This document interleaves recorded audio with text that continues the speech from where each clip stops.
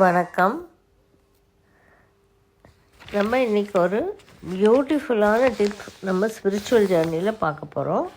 அது எல்லாருக்கும் தேவையான ஒன்று தான். ஆனால் எல்லாராலையும் செஞ்சுக்க முடியாது.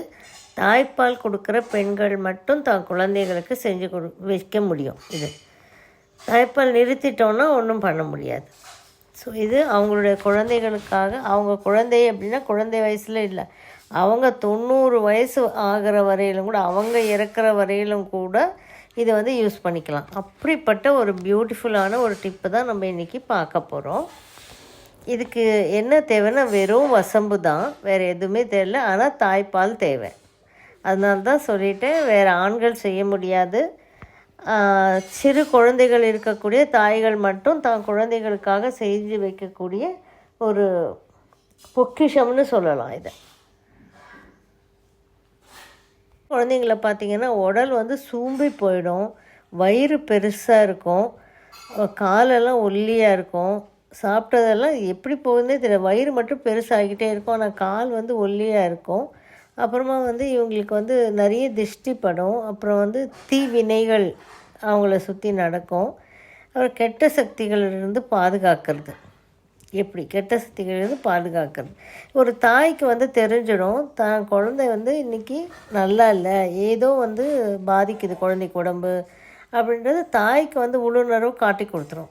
அப்போல்லாம் நம்ம இதை வச்சுக்கலாம். ஆனால் அதுக்கு முன்னாடி எப்படி ப்ரிப்பேர் பண்ணணுன்றது ஒரு பியூட்டிஃபுல்லான ஒரு இதுக்கு என்ன பண்ணணும்? தாய்ப்பால் கொடுக்கக்கூடிய பெண்கள்,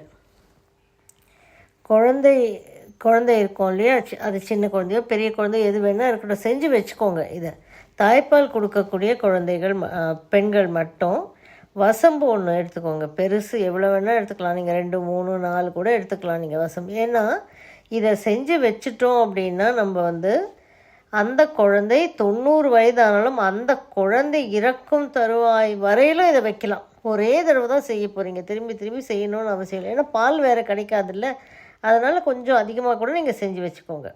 என்ன பண்ணணும்? தாய்ப்பாலை பிழிஞ்சிக்கிட்டு வசம்பு இருக்குது இல்லையா, அந்த வசம்பை என்ன பண்ணணும்? அந்த வசம்பு மூழ்கிற அளவுக்கு தாய்ப்பாலை விடணும். தாய்ப்பாலை விட்டு அது நல்லா ஊறணும். நல்லா ஊறணுன்னா ஒரு டைம் வச்சுக்கோங்க.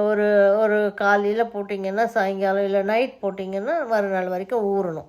நல்லா ஊறினதுக்கப்புறம் எடுத்து வெயிலில் காய வைக்கணும். அந்த தாய்ப்பால் மிச்சம் இருக்கிறத ஊறி அது போயிடும். இல்லைன்னா எடுத்து கீழே கொட்டிடுங்க, அவ்வளோதான். அதை வெயிலில் காய வைங்க. இதே மாதிரி 7 வாட்டி செய்யணும். திரும்பி காஞ்ச அந்த வசம்பை எடுத்து திரும்பவும் தாய்ப்பால், அது 1 நாள் 2 நாள் அப்படி நம்ம சொல்ல முடியாது. நல்லா காயட்டும். காஞ்சதுக்கு அப்புறமா திரும்பி 2வது நாள் இதே மாதிரி ஊற போட்டு அந்த தாய்ப்பால்லேருந்து ஊற வச்சு அதுக்கப்புறம் எடுத்து காய வைக்கணும். திரும்பி 3வது நாள், திரும்பி 4வது நாள், 5வது நாள், 6வது நாள், 7வது நாள் திரும்பவும் 7வது நாள் தாய்ப்பாலில் ஊற வச்சு காய வச்சு எடுத்துடுறீங்க. காய வச்சு எடுத்ததுக்கு அப்புறமா என்ன பண்ணணும்? நாட்டு மாட்டு பசும்பால் பச்சையாக வாங்கிக்கிட்டு அந்த பாலில் ஊற வைக்கணும். திரும்பி அதே மாதிரி 7 வாட்டி ஊற வைங்க. ஊற வச்சு எடுத்து காய வச்சு, ஊற வச்சு எடுத்து காய வச்சு, இதே மாதிரி 7 டைம்ஸ். 7th டைம் முடிஞ்சதுக்கப்புறம் ஒன்று தாய்ப்பாலில் ஊற வச்சு காய வச்சு எடுத்தாச்சு. அடுத்து நம்ம நாட்டு மாட்டு பசும்பாலில் ஊற வச்சு காய வச்சு எடுத்தாச்சு. இப்போ என்ன பண்ணணுன்னா, நம்மளுக்கு தேவை கருப்பு நிற மாட்டினுடைய பால் வாங்கி அதிலேருந்து நம்ம நெய் செஞ்சுக்கணும். தயிர் புற ஊற்றியோ இல்லைன்னா பால் ஏடு நல்லா காய்ச்சி அந்த பாலை அதுக்கு மட்டும் கருப்பு நிற பசுமாட்டின் பால் தான் வேணும், அந்த நெய் தான் வேணும் நம்மளுக்கு. அதனால் வெளியில் வாங்கிறது சிரேஷ்டம் கிடைக்காது. தனியாக அந்த மாதிரி கிடைக்காதுல்ல நம்மளுக்கு. அப்போ கருப்பு நிற பசுமாட்டில் பால் வாங்கிட்டு தனியாக கேட்டு வாங்கிட்டு அதை நல்லா காய்ச்சிக்கோங்க. நல்லா ஏடு பெருசாக வர்ற அளவுக்கு காய்ச்சிக்கோங்க. இல்லைன்னா அதை நல்லா காய்ச்சி தயிர் போட்டுட்டு அந்த தயிரை நல்லா மோர் ஆக்கும்போது நம்மளுக்கு கடைவோம் இல்லையா, மத்து வச்சு அதை கடையும் போது வெண்ணெய் வரும். அந்த வெண்ணெயை எடுத்து நீங்கள் நெய் காய்ச்சிக்கோங்க.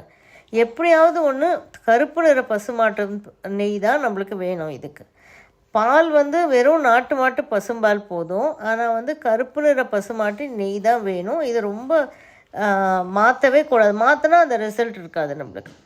வேறு ஒன்றும் கிடையாது, தவறு கிடையாது, ரிசல்ட் இருக்காது. இப்போ வந்து கருப்பு நிற பசுமாட்டி நெய் வந்து நம்ம எடுத்துட்டோம். நல்ல பாலை இப்படி கூட நம்ம பண்ணிக்கலாம். நல்ல ஒரு 2-3 லிட்டர் பால் வாங்கி நல்லா காய்ச்சுங்க. கிட்ட வரும்போது வச்சிட்டிங்க அப்படின்னா மேலே ஏடு வந்து திக்காக படிஞ்சிடும். அந்த ஏடை வந்து நீங்கள் நல்லா அப்படி இது பண்ணிவிட்டு நெய்யை காய்ச்சிக்கிட்டீங்க அப்படின்னா அந்த நெய் கூட பரவாயில்ல. ஏன்னா கொஞ்சம் தான் நம்மளுக்கு தேவை, நிறைய நெய் வேணும்னு அவசியம் இல்லை இதுக்கு. இல்லை அப்படியே தயிரை ஊற்றிட்டு கூட நீங்கள் அதுலேருந்து எடுத்துக்கலாம். கொஞ்சம் நெய் தானே நம்மளுக்கு, பெரிய அளவுக்கு நெய் தேவையில்லைல்ல, அவ்வளோதான். இப்போ இந்த நெய்யில் வந்து என்ன பண்ணணும், கருப்பு நிற பசுமாட்டின் நெய்யில் வந்து இந்த வசம்பு இருக்குது இல்லையா, 7 முறை தாய்ப்பாலில் ஊற வச்சது, 7 முறை நாட்டு பசும்பாலில் ஊற வச்சது.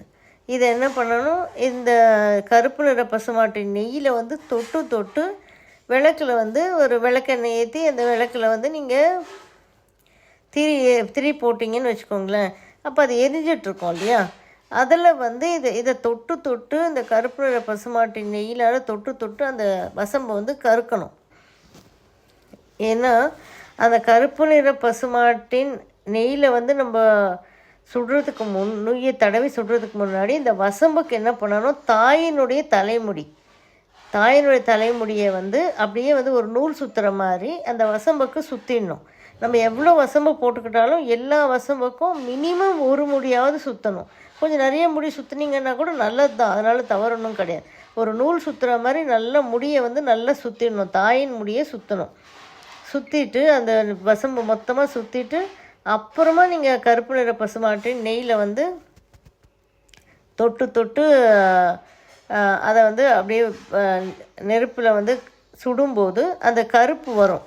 அந்த கருகி வந்துடும் இல்லையா, அந்த கருப்பை எடுத்து நீங்கள் அப்படியே ஜாக்கிரதையாக வச்சுக்கிட்டிங்கன்னா போதும். இவ்வளோ தான் நம்மளுக்கு தேவை. இதில் வந்து வெறும் வசம்பு தான், தாயின் முடி தான், வேறு எந்த முடியும் போடக்கூடாது. இதில் தாயின் முடியை மட்டும் போட்டு அதை கருக்கி அந்த ஒரு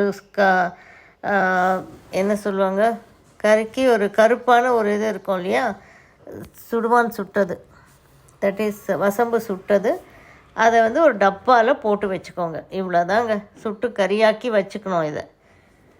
இது வந்து அந்த கறியாக்கி வச்சுக்கணும். இப்போ அந்த குழந்தைகளுக்கு ஏதாவது ஒரு நோயோ பிரச்சனையோ, வயிறு உப்புசமோ, ஒல்லியாக இருக்கிறாங்க குழந்தைங்க, அவங்களுக்கு வந்து ஏதோ ஒரு தீய சக்தி ஏதோ பட்டுச்சு, ஒரு பயந்துருக்காங்க, எப்போ வேணாலும் நீங்கள் இதை வைக்கலாம். என்ன பண்ணணும், 108 தடவை அந்த குழந்தைக்கு வைக்கிறதுக்கு முன்னாடி இதை நெத்தியில் எந்த ஒரு தீமையும் என் பிள்ளையை அணுகாமல் இருக்க அனுகிரகம் செய்யவும் அப்படின்னு சொல்லணும். இது என்னென்னா, உங்களுடைய இஷ்ட தெய்வம் யாரோ அவங்கள நினச்சிக்கிட்டு, முருகர்னு உங்களுடைய இஷ்ட தெய்வம் தான், முருகா என் குழந்தைக்கு எந்த ஒரு தீமையும் என் பிள்ளையை அணுகாமல் இருக்க அனுகிரகம் செய்யவும்.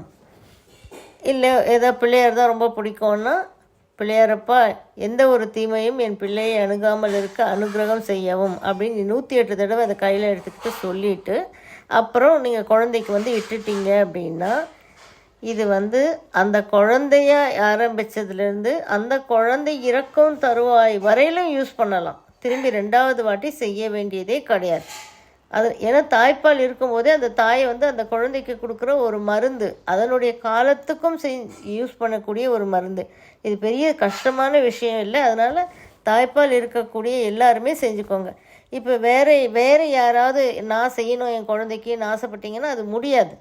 தாய்ப்பால் ரொம்ப அந்த தாயின் தாய்ப்பால், வேறு யார்கிட்டயாவது தாய்ப்பால் வாங்கிட்டு வந்து அது வேலை செய்யாதுன்னு சொல்லிட்டாங்க. அந்த தாயின் தாய்ப்பால் மட்டும்தான் வேணும். ஸோ தாய்ப்பால் கொடுக்கக்கூடிய தாய்கள் மட்டுமே இதை வச்சுக்க முடியும். அதுவுமே ஒரு நம்முடைய அதிர்ஷ்டம்தான். ஏன்னா மற்றவங்களுக்கு லேட்டாக தாய்ப்பால் நின்னதுக்கப்புறம் தெரிஞ்சால் கூட நம்ம செஞ்சுக்க முடியாது, அவ்வளோதான். அதனால் வந்து கண்டிப்பாக இதை வந்து யோசிக்காமல் தாய்ப்பால் கொடுக்கக்கூடிய தாய்கள் எல்லாருமே அவங்க குழந்தைக்காக செஞ்சு வச்சுருங்க. இப்போ 2 குழந்தை இருக்குது வீட்டில் அப்படின்னா கூட நீங்கள் 2 குழந்தைக்கும் கொடுக்கலாம். ஏன்னா உங்களுடைய தலைமுடி தான் இதுக்கு தேவை. அதனால் வந்து நீங்கள் 2 பேருக்குமே இதை வைக்கலாம். நீங்கள் ஒருத்தர் செஞ்சு வச்சுக்கிட்டிங்கன்னா அந்த குழந்தைகளுக்கு எத்தனை குழந்தைகள் இருந்தாலும் வைக்கலாம். வேறு குழந்தைகளுக்கு இது வேலை செய்யாது. உங்கள் வயிற்றில் பிறந்த குழந்தைகளுக்கு மட்டும்தான் இது வேலை செய்யும். அதனால் செஞ்சு வச்சுக்கோங்க. இது ரொம்ப பியூட்டிஃபுல்லான ரெமெடி சித்தகுரு சொல்லியிருக்காரு. தயவு செஞ்சு வச்சுக்கோங்க எல்லாருமே. தேங்க்யூ ஃபார் வாட்சிங்.